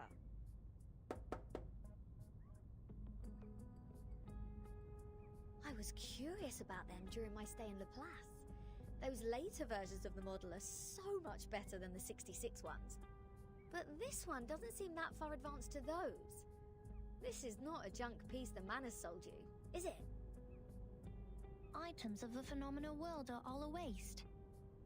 This one is long broken. After the emanation, we couldn't find anyone to repair it. Why do you keep referring to the storm as the emanation? What does the emanation mean? It is the waves of Numa. We are the expellees of the world of forms. We were banished to this damp and dark cave. Everyone here is obsessed with the fake light on the wall, but forgets to look for the truth. Numa, however, will lead us to escape the cave and return to a more supreme realm. Eh? You make it sound like we're living in piles of rubbish. Aren't we? Of course not. If you ask me, I'd say you have absolutely no idea how wonderful the outside world is. Because you have never left here to try it yourself. Dr. Pepper, the music festivals, Rory Storm, the Hollies, and the Rolling Stones. Oh, there are too many to count.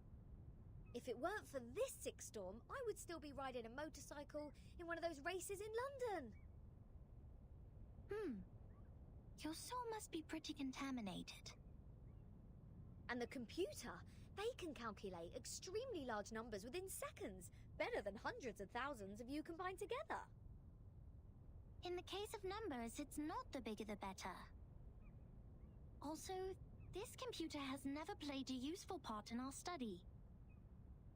Come on, mate. You people just leave it in a cave. It's like sending an infant to the kitchen and waiting for it to bring you dinner. Never mind, you'll see what I mean after I fix it.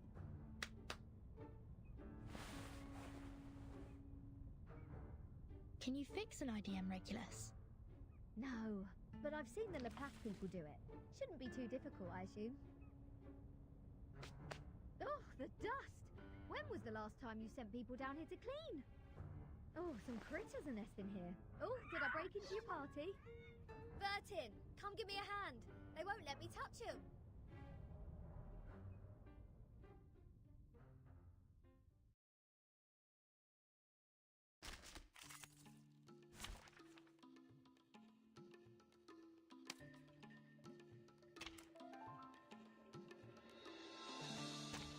You should not make an enemy of the earth. Take it easy. Handle it gently. My child, here's something fun for you. My child, here's something fun for you.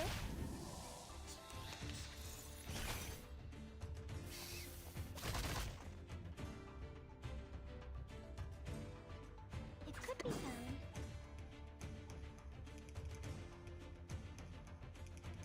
Given that... Take it easy. Intersect and divide.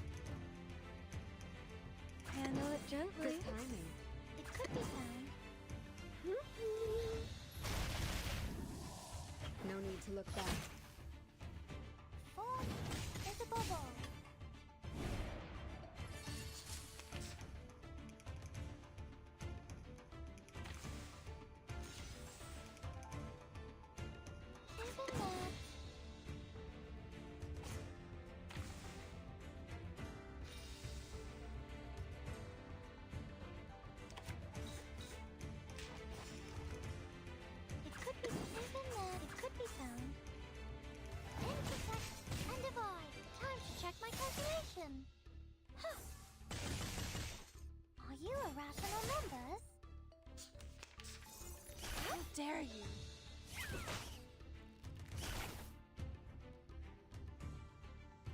The final demonstration. Take it easy. Handle it gently. Welcome to the world of numbers.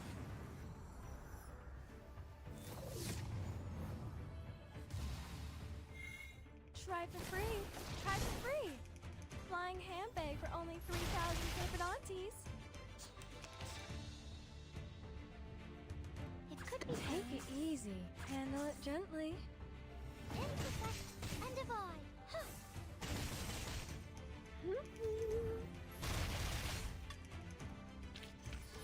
Just like the prophecies of the woods, the scales have already been tipped in my direction. I win today.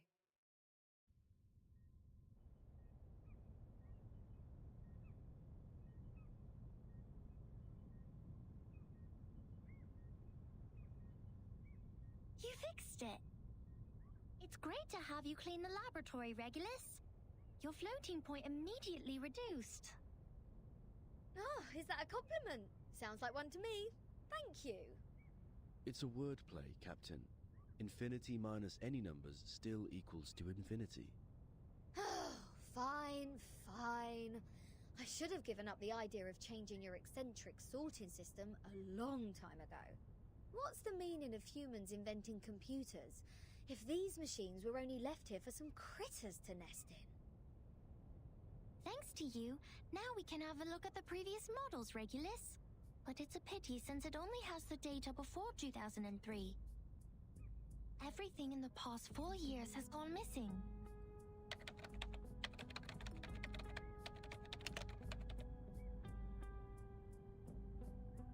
This is our chronology, Vertin. From 1999 to 2007, the emanation has taken place 7 times. In the initial 4 years, the emanation has a pattern. First, it brought us back to the 90s, then the 80s, and then the 70s. After that, it suddenly leaped to the 30s. In the subsequent 3 years, it took place twice. Every record here can perfectly match what is in the Foundation's files. Wait, these are the records before 2003, you say? But this one refers to the storm in 1966, which happened recently. These are indeed the records before 2003. What's following the records is our forecast. That's to say, you prophesied the 1966 storm 4 years prior to its occurrence. How is this possible? That you are clever enough to develop such a precise mathematical model, while at the same time you just let the IDM become the home of these critters. We just worked out the patterns in the number sequences. You made such precise prediction even without leaving the island. That's incredible. You don't need to go into a river to find out the pattern of its flow. Moreover, we would send people to observe in the phenomenal world. My mother was one of them. She is the co-author of this model. Nobody knows this computer better than her. So you have a mother too? 2? 37. Where is your mother now? Like many people, she was restored to her true form. Since then, I took over this laboratory. The form, you said? 37? What is it? What kind of question is this? The form, or the essence, is what's left of you after all the fakeness has been peeled off.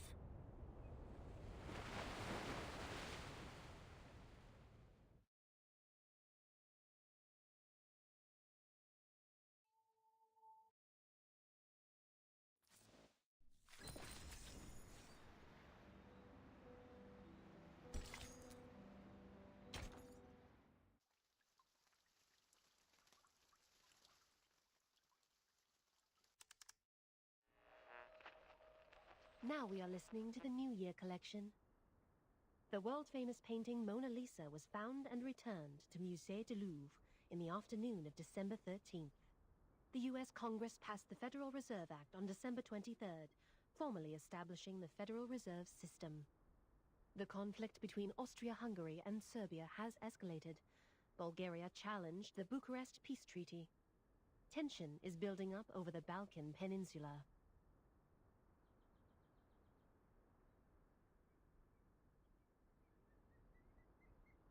In London, futurists gathered under Big Ben, celebrating the upcoming 1914. This is news of the outside world?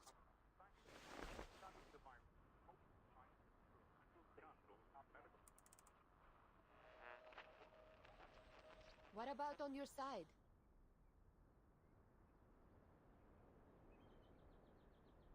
Well, I am with Sophia. Arcana's still in the hall. She hasn't taken any action so far. Got it. Please keep an eye on the Manus followers.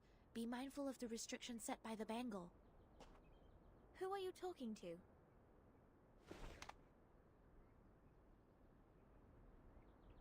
Just checking up on Lilia. Please stay vigilant during the patrol. This is the last place we need to check.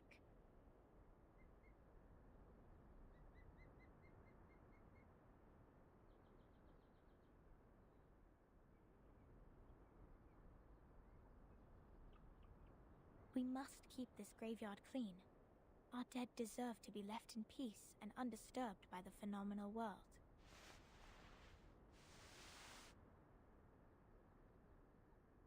Miss Sophia, you said this is the graveyard? Yes, the Geometry Graveyard it is called. 4 years ago, my father was restored to a geometric body on his way back to the island. So was 37's mother, who was also on that ship.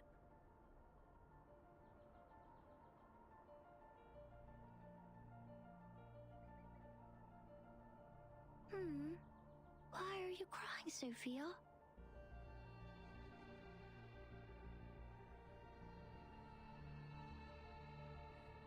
I was wrong.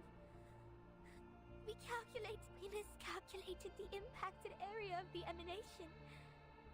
We thought the ships would be safe in the Gorgon current, but the safe area is in fact 5 degrees away. When the emanation happened, the bow of their ship had just entered the safe area. But it was too late. My dad is gone. So is your mom. I know. But why are you crying? My mom and your dad have come back to us, right? Have come back? Do you call this coming back? Like this? In the form of geometric bodies?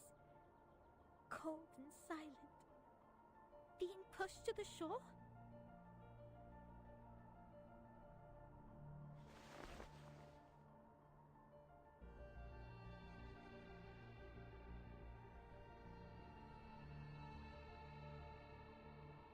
No. They have gone somewhere further. Look at them. These geometric bodies. How pure and how elegant. I've never seen such perfect geometric bodies before. If they are not from the eternal and transcendental world of forms, how should we explain this? 37? I'm going to study the emanation, Sophia. This is the best chance ever. The transcendental world finally opens its door to us. We will reach our hands to the forms and explore the oldest and eternal laws. Will you help me, Sophia? Next time I will definitely make a better calculation. I promise.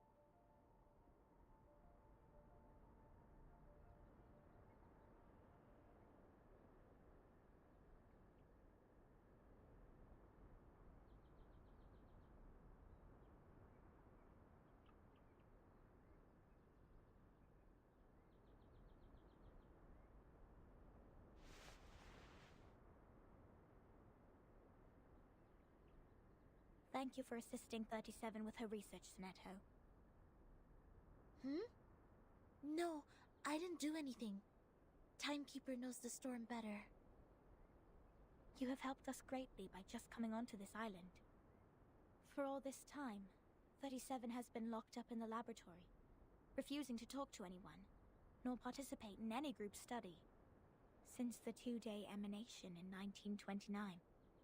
It is you who helped her revive her interest in other affairs in Apiron.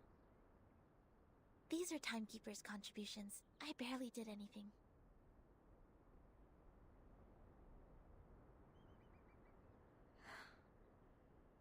I can't help 37, because I don't see the charm of numbers. I lack the perception that an integer should have. That's why I can't see my own number. The number's charm? Sorry, I have never thought about this. For me, Arcanum is my inborn mission.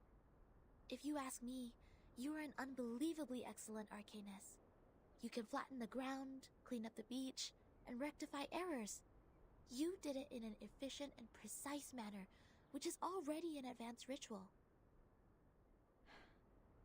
Any students who have sworn to knowledge can do this easily. They aren't doing my job because they wish not to waste time on these trivial fragments of the phenomenal world. Because they have seen the truth.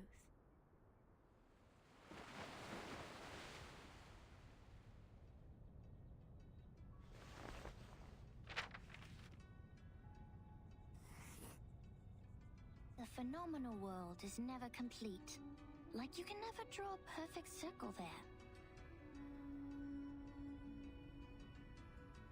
No matter how much time you spend on it or how sophisticated your device is, it is impossible to draw a perfect circle in the phenomenal world. Arrows always exist. The floating points after the decimal can be reduced, but not destroyed. The perfect circle only exists in the abstract transcendental world. Of course, anyone in the world can find out the value of pi through the most primitive method. Egyptians, Greeks, Chinese, and Babylonians, they have all tried. They made circles with twine, painted on the ground with twigs, or measured the land with cubit rods. But none of them actually drew a perfect circle. However different their practices were, they found out the sole truth, the approximate value of pi. Because the essence of the circle is hiding in the imperfect manifestation of it.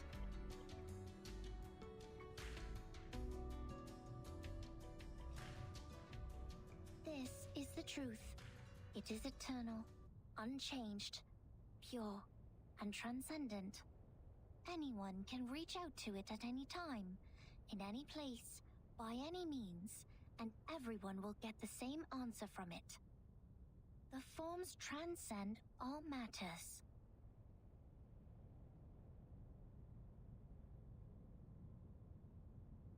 The world of matters we live in is being flooded and destroyed by the tides of Numa. When the tides recede, what is left on the beach is the essence. This doesn't sound right. Let me think. How come your theory reminds me of the Manus Doctrine? 37. We see the storm very differently. Among all the other things, we saw it first of all as a disaster. But earthquakes, floods, volcanic eruptions, these are also disasters. These catastrophic events happen not because they have a reason to destroy. They just happen in this world, like we do. This is what my mother taught me. She must be proud that she's a perfect geometric body now. I'm sorry for mentioning your mother. Why do you apologize, Furton? Are you feeling guilty? This is a very unusual feeling for a number like you. I don't get it. Why did you say my number is 0?